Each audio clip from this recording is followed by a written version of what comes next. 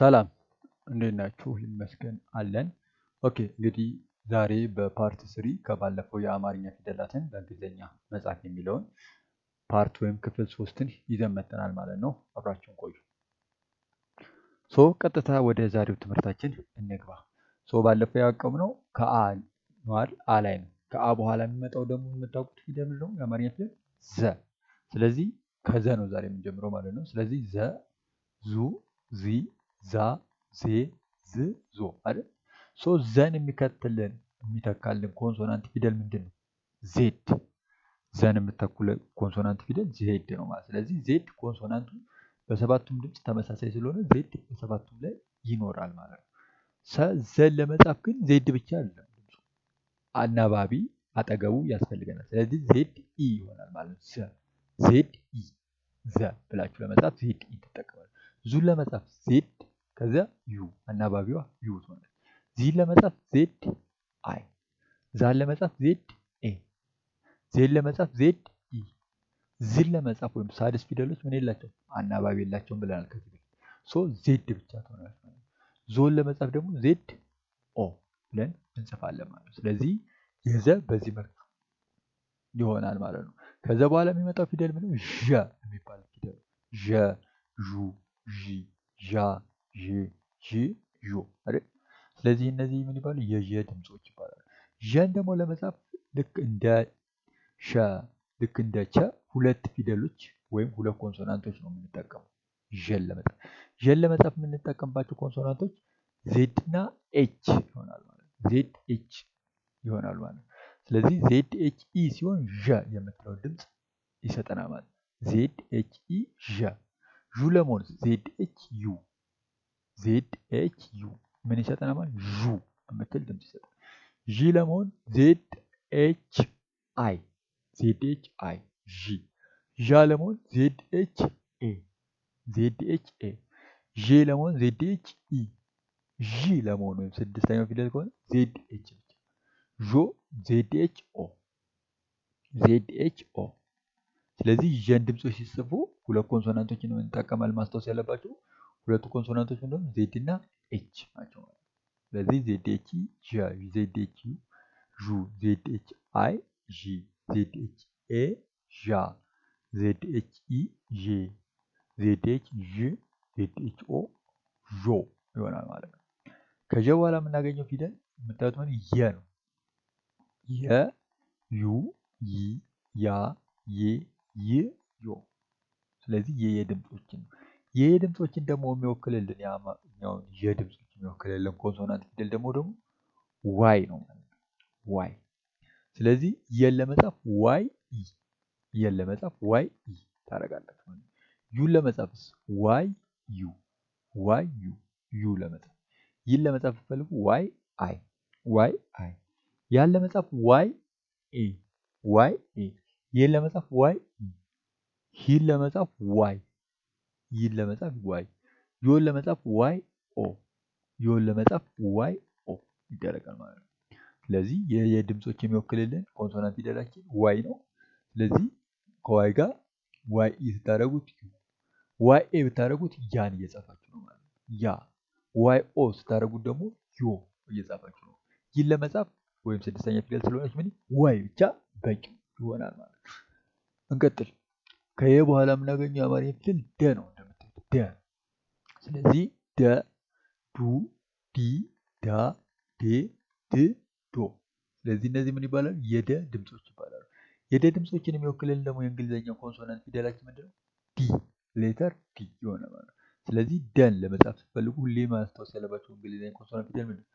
ዲ የምትለው ነው። ስለዚህ አሁን ደን ለመጻፍ ዲ ኢ፣ ዱን ለመጻፍ ዲ ዩ፣ ዲን ለመጻፍ ዲ አይ፣ ዳን ለመጻፍ ዲ ኤ፣ ዴን ለመጻፍ ዲ ኢ፣ ዲን ለመጻፍ ዲ፣ ዶን ለመጻፍ ደግሞ ዲ እና ኦ ታደርጋላችሁ ማለት ነው። ስለዚህ የደ ድምፆችን የሚወክልን ኮንሶናንት ፊደላችንን መጀመሪያ ማወቅ ነው። እሱ ምንድነው? ዲ የምትለኝ።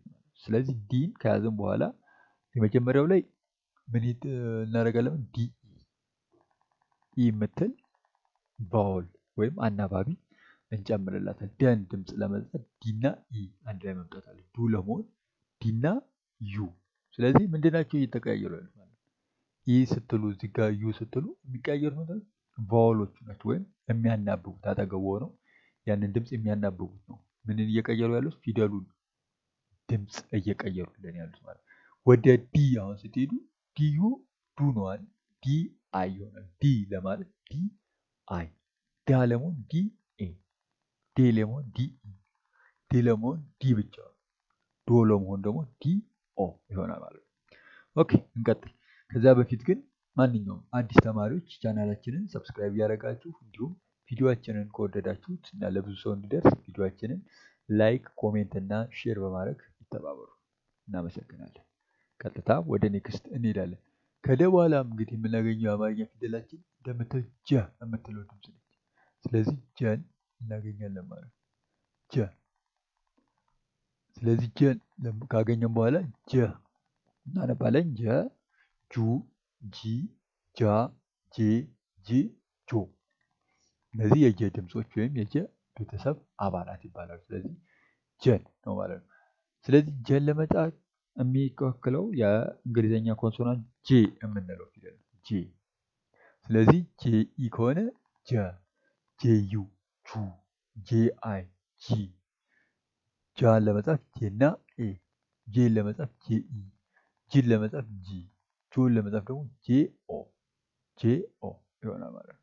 ስለዚህ የጀን ድምፆች ደግሞ የሚወክልን ደግሞ ጄ የምንለው የአማርኛ የእንግሊዝኛ ኮንሶናንት ፊደል ይሆናል ማለት። ስለዚህ ጀን ለመጻፍ ጄ ኢ፣ ጁን ለመጻፍ ጂ ዩ፣ ጄን ለመጻፍ ጂ አይ፣ ጃን ለመጻፍ ጂ ኤ፣ ጂን ለመጻፍ ጂ ኢ፣ ጂን ለመጻፍ ጂ፣ ጆን ለመጻፍ ጄ ኦ እናደርጋለን ማለት ነው። ሶ በዚህ መንገድ ጀን መጻፍ እንችላለን ማለት ነው። ገን የሚቀጥለው ፊደላችን ገ ነው። ገ፣ ጉ፣ ጊ፣ ጋ፣ ጌ፣ ግ፣ ጉ የገ ፊደሎች ይባላሉ። ስለዚህ ገን ለመጻፍ ደግሞ ጂ የምትለውን ድምፅ ነው የምንጠቀመው ጂ። ስለዚህ ጂ ኢ ከሆነ ገ የምትለውን ድምፅ ወሰደ። ጂ ኢ ገ፣ ጂ ዩ ጉ፣ ጂ አይ ጊ፣ ጂ አይ ማለት ጊ። ጋን ለመጻፍ ደግሞ ጂ እና ኤ፣ ጂ እና ኤ። ጌን ለመጻፍ ጂ ኢ፣ ጂ ኢ። ግን ለመጻፍ ጂ፣ ጎን ለመጻፍ ጂ ኦ፣ ጎን ለመጻፍ ጂ ኦ ታደርጋላችሁ ማለት ነው። ስለዚህ ገን ለመጻፍ አሁን ምን ጂ ኢ፣ ጉን ለመጻፍ ጂ ዩ፣ ጊን ለመጻፍ ጂ አይ፣ ጋን ለመጻፍ ጂ ኤ፣ ጌን ለመጻፍ ጂ ኢ፣ ግን ለመጻፍ ጂ፣ ጎን ለመጻፍ ደግሞ ጂ ኦ እናደርጋለን ማለት ነው። ጂ ኦ እናደርጋለን ማለት ነው። ኔክስት ቀጥታ ወደዚህ ወደ ጠ ነው። ጠ፣ ጡ፣ ጢ፣ ጣ፣ ጤ፣ ጥ፣ ጦ። እነዚህ ምን ይባላሉ? የጠ ፊደላት ማለት ጠ፣ ጡ፣ ጢ፣ ጣ፣ ጤ፣ ጥ፣ ጦ። ጠን ለመጻፍ የምንጠቀመው ድምፅ ምንድን ነው? ኮንሶናንቱ ቲ ይሆናል ማለት ቲ።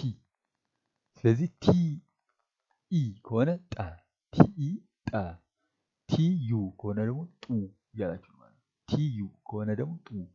ጢስ ቲ አይ፣ ቲ አይ። ጣ ለመጻፍ ቲ ኤ፣ ጤ ለመጻፍ ቲ ኢ፣ ጥን ለመጻፍ ቲ፣ ጦ ለመጻፍ ቲ ኦ እያለ ነው ማለት ነው። ጦ ለመጻፍ ቲ ኦ። ስለዚህ ጠን ለመጻፍ ቲ ኢ፣ ጡ ለመጻፍ ቲ ዩ። ስለዚህ ጥን ለመጻፍ አንድ ሰው ቢፈልግ ቲ ብቻ ነው መጠቀሙ ማለት ነው። ከፊደል መሀልና ዳር ሲሆን ያው ስድስተኛ ፊደሎች የሚወስዱት ኮንሶናንት ይኖራቸው። ከፊደል ለምሳሌ መጀመሪያ ላይ ሲመጡ አይ የምትባል ስጽፏቸው አይ የምትባል ኮንሶናንት ይወስዳሉ። መሀል ላይ ሲመጡና ዳር ላይ ሲመጡ ግን አይወስዱም የሚለውን እሱን ፕራክቲስ ስናደርግ የምናየው ይሆናል ማለት ነው። ስለዚህ የጠ ፊደል ለመጻፍ ቲን ነው የምንጠቀመው። ትዝ ካላችሁ የተንም ፊደል ለመጻፍ ምን ነበር ኮንሶናንት የተጠቀመው? ቲ ነው። ሶ የሁለቱ ቲን ነው የሚጠቀሙት። ከዛ በኋላ የሚመጡ ፊደሎች ናቸው የሚወክሏቸው ወይም የሚወስኗቸው ማለት ጠ ይሁን ተ ይሁን የሚወስኑት ከዚያ ከነሱ በኋላ የሚመጡት ፊደላት ናቸው ማለት። ግን ጠንም ተንም ስንጽፍ ቲ የምትል ኮንሶናንት እንጠቀማለን ማለት ነው። ስለዚህ በዚህ መንገድ ነው የምንረዳው። የዛሬ ለመጨረሻ ያዝነው ጨ ነው። ፊደል ጨ፣ ጨ፣ ጩ፣ ጪ፣ ጫ፣ ጬ፣ ጭ፣ ጮ የጨ ድምፆች ይባላሉ። የጨ ድምፆች ጨን ለመጻፍ ልክ እንደ ዠ እንደ ቸ፣ እንደ ሸ ምንድነው ማለት ሁለት ኮንሶናንት አንድ ላይ ነው የሚመጡት ማለት ነው። ስለዚህ ጨን ለመጻፍ ሲና ኤች ነው ማለት ነው። ጨን ለመጻፍ ሲኤች የምትል ኮንሶናንት አንድ ላይ ይመጣል ማለት ነው። ሲኤች ኢ ከሆነ ጨ፣ ሲኤች ዩ ከሆነ ጩ እያላችሁ ነው። ሲኤች ዩ ከሆነ ጩ፣ ጪስ ሲኤች አይ፣ ቂ ሲሆን ሲኤች አይ፣ ጫ ከሆነ ሲኤች ኤ፣ ጬስ ከሆነ ሲኤች ኢ፣ ጭ ሲኤች፣ ጮ ሲሆን ደግሞ ሲኤች ኦ፣ ሲኤች ኦ። ስለዚህ የጨ ድምጾች ይባሉ ጨ፣ ጩ፣ ቂ፣ ጫ፣ ጬ፣ ጭ፣ ጮ። ስለዚህ ጨን ለመጻፍ ሲሆን ሲኤች ኢ፣ ጩ ሲሆን ሲኤች ዩ ይሆናል ማለት ነው። ቂ ሲሆን ሲኤች አይ፣ ሲኤች አይ፣ ጫ ሲሆን ሲኤች ኤ፣ ጬ ሲሆን ሲኤች ኢ፣ ጭ ሲሆን ሲኤች፣ ጮ ሲሆን ደግሞ ሲኤች ኦ ይሆናል ማለት ነው። ሲኤች ኦ ይሆናል ማለት ነው። ሶ የጨን ድምፅ ለመጻፍ እነዚህ ኮንሶናንቶች ያስፈልጉናል ማለት ነው። ሶ እንግዲህ እንደምታዩት አማርኛ ላይ 7 ቤተሰቦች አሉ። 7 የአማርኛ የራሱ የድምፅ ቤተሰቦች አሉ። አባላት ይባላሉ ማለት ለምሳሌ የጠ ቤተሰቦች ምን ጠ፣ ጡ፣ ጢ፣ ጣ፣ ጤ፣ ጥ፣ ጦ አይደል? የገ ቤተሰቦች ሲባል ገ፣ ጉ፣ ጊ፣ ጋ፣ ጌ፣ ግ፣ ጎ። ሶ እነዚህን ስንጽፍ የሆነ ተመሳሳይ ነገር አለ። ለምሳሌ የመጀመሪያው ፊደሎች ጀ፣ ገ፣ ጠ፣ ጨ እነዚህ የሚወስዱት ኮንሶናንት ምንድነው? የሚወስዱት ቫውል ይቅርታ፣ ኮንሶናንት ሳይሆን የሚወስዱት ቫውል ምንድነው? ኢ የምትባለው የመጀመሪያው ፊደሎች ብዙ ጊዜ ከሀ ውጪ ኢ የምትባለውን ቫውል ነው የሚወስዱት። ኢ የምትባለውን ቫውል ነው የሚወስዱት። ሁለተኛ ድምጾች ለምሳሌ እንደ ጁ፣ ጉ፣ ጡ፣ ጩ፣ ዱ፣ ጁ ምናምን ደግሞ የሚወስዱት ቫውል ምንድነው? ዩ፣ ዩ የምትባለው አጠገባቸው የሚያወጡት። ስለዚህ ሁለተኛ ድምጽ ወይም ሁለተኛ ፊደሎች የምንላቸው ዩ የምትባለውን ኮንሶናንት ይወስዳሉ።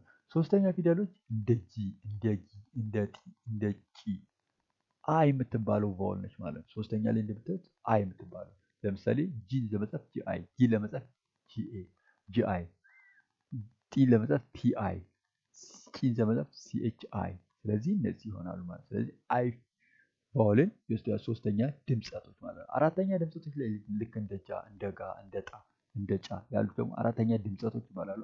የሚወስዱት ቫውል ምንድነው? ኤ የምትባለው ኤ ኤ ኤ ኤ አራተኛ ድምጸቶች። አምስተኛ እንደ ጄ፣ ጌ፣ ጤ፣ ጬ ምንድናቸው ማለት አምስተኛ ድምጸቶች ናቸው። የሚወስዱት ቫውል ደግሞ ኢ የምትባለው ቫውል ነው ማለት ኢ እያያችሁ ነው። ኢ ኢ ኢ ኢ። ስድስተኛ ድምጸቶች እንደ ጂ፣ እንደ ግ፣ እንደ ጥ፣ እንደ ጪ ያሉት ደግሞ ምንም አይነት ቫውል አይወስዱም ብለን እንወስዳለን ማለት ነው። የመጨረሻዎቹ እንደ ጆ፣ ጎ፣ ጦ፣ ጮ ያሉት ደግሞ ቫውሎች የሚወስዱት ማለት ኦ የምትባለውን ቫውል የሆነ ኦ የምትባለውን ቫውል የሆነ ማለት ነው። ሶ የዛሬው ትምህርታችን ይህን ይመስል ነበር። ኦንላይን ላይ መማር የሚፈልግ ማንኛውም ተማሪ 0912072369ን ሴቭ ካረጋችሁ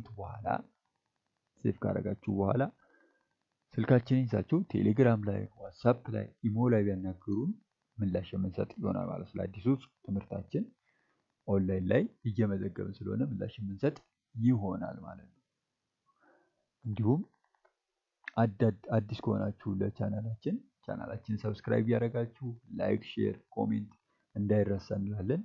ስለነበረ ቆይታ እናመሰግናለን። መልካም